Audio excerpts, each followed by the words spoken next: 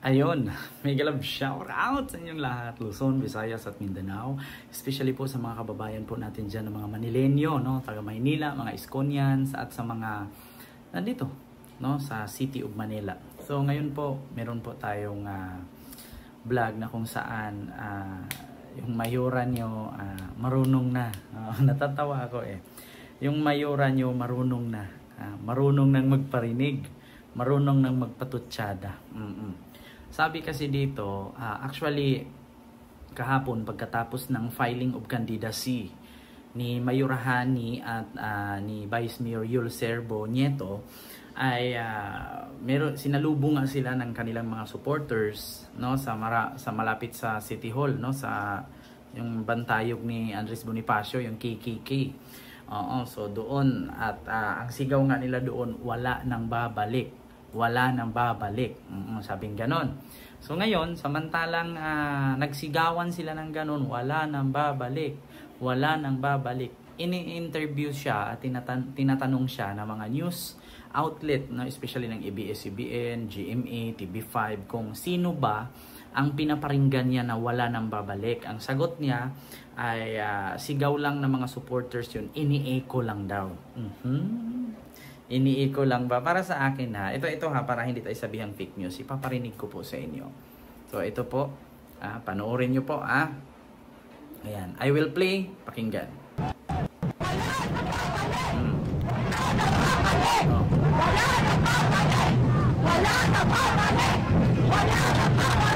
Ngayon, tanungin ko kayo mga kababayan, especially sa mga taga Maynila. Talagang mga supporters ba o kumukulog na, baka ngayon malakas ang ulan, yung mga estudyante may bagyo, baka hindi pa rin magsususpend yan tanong ko lang mga taga Maynila, mga Manilenyo, totoo ba na supporters lang ang sumigaw ng wala nang babalik? Samantalang boses po ni Mayor Hani Lacuna ang nandiyan, naka-microphone po siya, wala nang babalik, wala nang babalik. Tapos sabihin niya sigaw daw ng mga supporters. Hindi nyo na kami madaan sa mga ganyan. Isa lang ang sasabihin namin. Kapag ikaw hindi nanalo, talagang hindi ka makakabalik. Ito lang masasabi namin Ito, real talk lang Si Yorme may resibo. Si Yorme may napatunayan. Si Yorme may nagawa. May tanong lang namin sa iyo, Mayora. Ikaw ba may resibo na? Ikaw ba may napatunayan? Ikaw ba may nagawa? Baka magugulat ka sa sinisigaw mo yang wala nang babalik. Baka ikaw ang hindi makabalik. Sana hindi dayain ang eleksyon, no? Sana walang smart magic. May tanong ko lang or masabi ko lang, sana wala ng smart magic. Kasi kapag papairalin pa rin yung smart magic na yan, malamang sa malamang matatalo talaga si Yorme. Pero kung patas lumaban ang gobyerno natin ngayon at walang dayaan sa smart magic, no, mananalo si Isko. Maniwala kayo sa akin. So ito ipagpatuloy po natin. Wala na babalik! Wala na babalik!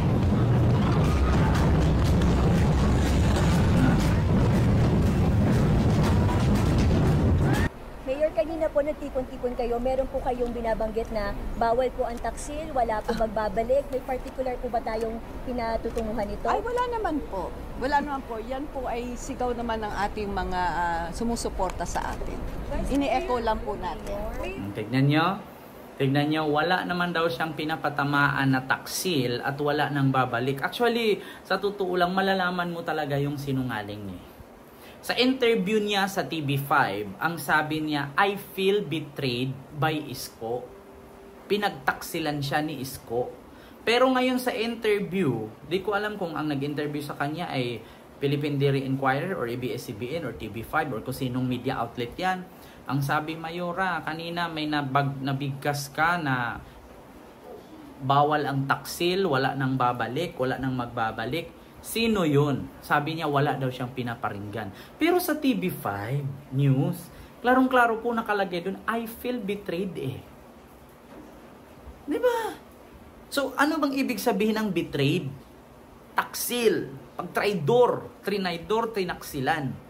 Betrayed. So ngayon, Sino ba yung sinabihan niyang I feel betrayed? Si Yorme. Tapos ngayon in-interview, wala siyang pinaparinggan. Ha?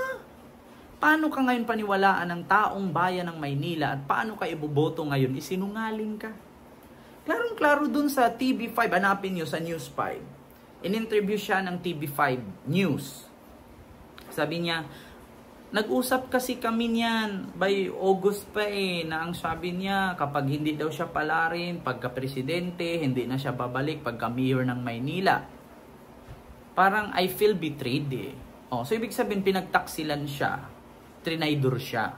So ngayon tinanong siya dito sa news, kung sino ang kanyang pinaringgan, wala daw. O ngayon, may tanong ko lang mga taga Maynila, gusto nyo bang iboto yung ganyan? ABS-CBN News pala ang nagtanong. Gusto nyo bang iboto yung ganyan? Sinungaling. Kaya nga si Yul tumatawa gano'n, ulitin ko ha. Ayan Wala naman po. Wala naman tignan po. nyo si Yul, yung ngiti ni Yul. Sigaw naman ng ating mga sumusuporta sa atin. Ini-echo lang po natin. Tignan nyo yung mata ni Yul. Gaganon. Tapos, gaganon. Kasi alam ni Yul kung sinong pinaparinggan. Hindi, tandaan, alam ni Yul, alam mo Mayorahani, si Yorme hindi bobo na hindi ka maintindihan. Si Yorme hindi bobo na hindi ka magets. Tandaan mo, linyahan ni Yorme yan. Ginagaya mo lang. Linyahan ni Isko yan. Linyahan ni Isko Dumaguso yan. Kaya hindi mo malinlang ang tao na sabihin mo, wala naman. Sigaw lang ng mga sumusuporta sa atin yan. Ini-echo ko lang. Echos. Continue natin. Kung masasabi natin kung if ever po tatakbo rin po itong si Isko. Well, I wish him well. Good luck po sa kanya kung itutuloy niya po ang pagtakbo niya bilang alkalde. Mayor, sinabi niyo before, you felt betrayed.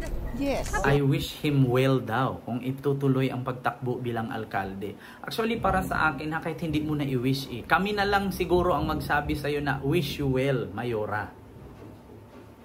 Diba?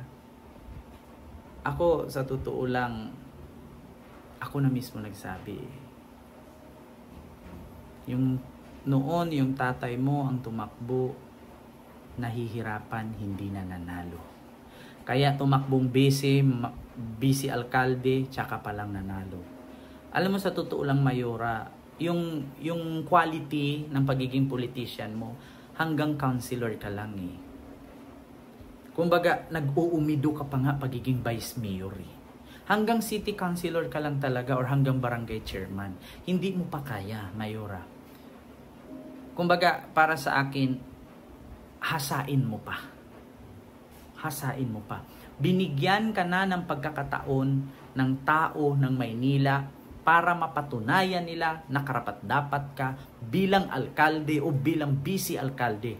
Pero hindi mo pinapakita. Nasa'yo na Nandyan ka na Pero hindi mo ginampanan. Kulang. Sabi ko nga sa'yo, kahit sino ka pang batikan na politisyan na kakalaban kay Isko pagdating sa Maynila, hindi ka mananalo. Matatalo lang si Isko kung either dayain or tatanda na at magre-retiro bilang politisyan sa Maynila. Pero sa ngayon, medyo malakas pa si Isko. Mangangamuti ka. Continue natin. Tried reaching out to Mayor Isko. We've talked once po, but we never talked again. And kailan pa po When yung was mayor? this, ma'am? that was, I think August pa ho. August, that was the last time po na Ano nakapag-usap. yung pinag-usapan niya nun? Ay, nagpaalam lang po siya na binabalak po niyan tumakbo. And your reaction nung sinabi niya po sa inyo? Ay, wala naman po akong reaction. Siyempre po, iniisip ko muna ano ho mga kadahilanan kung bakit po siya babalik. Dahil Ayan, gusto kong reaksyonan yan.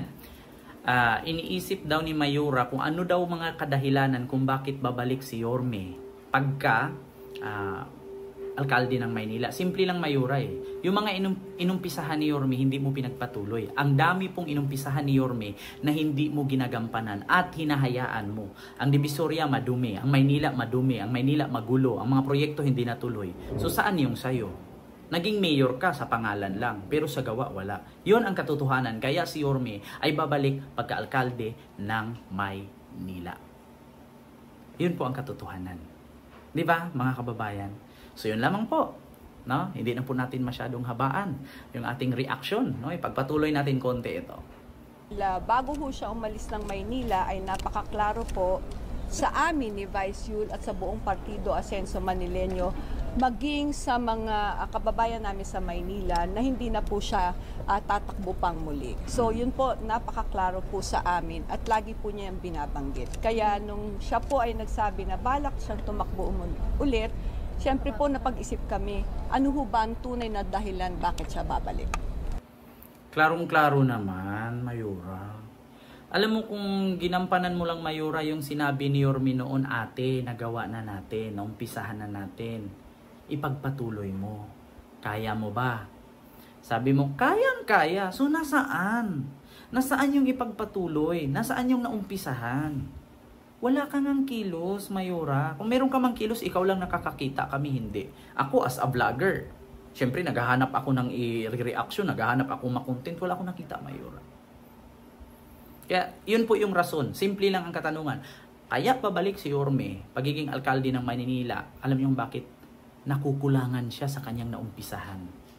Pinabayaan, naging dugyot ang kanyang naumpisahan, naging baliwala ang mga proyekto ng kanyang pinapatayo. So yun lang. And I, thank you, God first. Totoo ba ako? Paki-comment, like, share, and subscribe. God first, Iskonians. Your Miss Choice.